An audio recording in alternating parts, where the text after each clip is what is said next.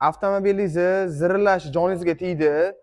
Podushka qo'yyapsiz, lekin baribir zirillash yo'qolmayapti. Bu videoni oxirigacha ko'rib turing, men sizga hamma muammoingizni aytib beraman.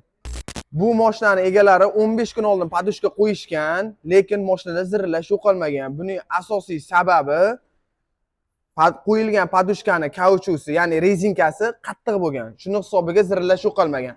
Biz bu mashinaga uchoq podushkalarini JEM kompaniyasining podushkalarini qo'yib beryapmiz. Sababi JEM kompaniyasining podushkalari o'ta darajada yumshoq bo'ladi. Shuning hisobiga zirillash bo'lmaydi.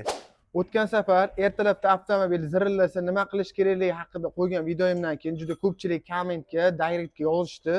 Podushkani olib borib ustiga tekshirtirdik, yaxshi ekan, boshqa nimadan bo'lishi mumkin degan savol juda ham ko'p keldi menga. Shu haqda ham javob berib o'tib ketmoqchiman. Podushkani hech qachon turgan joyda tekshirish manfaatli emas. Albatta uni yechib, qo'lga olib tekshirishni maslahat beraman. Sababi qo'lga olib tekshirganda bundagi qiyshiqliklarni va boshqa bo'lib turgan muammolarni bemalol ko'rishlaring mumkin.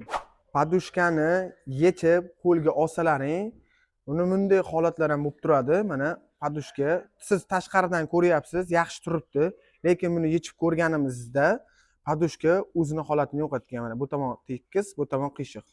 O'zini holatini, elastik holatini yo'qotgani sababli rezinka bir tomoni qiyshib, bu ham avtomobilga zirillagan ovoz beradi. Shuning uchun doim podushkalarni yechib, albatta qo'l bilan ushlab tekshirib ko'rishni maslahat beraman. Sizdagi bo'layotib turgan noxush holatlar, zirillash ovozlar mutlaqo yo'qoladi va sizni qaytib bezovta qilmaydi. Sizning avtomobilingizda qanaqa muammo bor?